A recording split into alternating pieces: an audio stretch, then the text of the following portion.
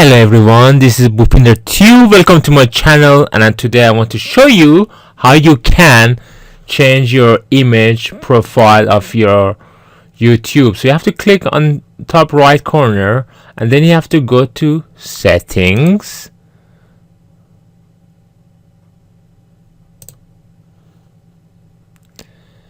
Then this page would appear. Then you have to click on edit on Google, and then this page appears. Then you have to click again on it and you can select upload and put any picture you want. Once you select, then click open and then it would be uploaded. That's how to do it. Thanks for watching.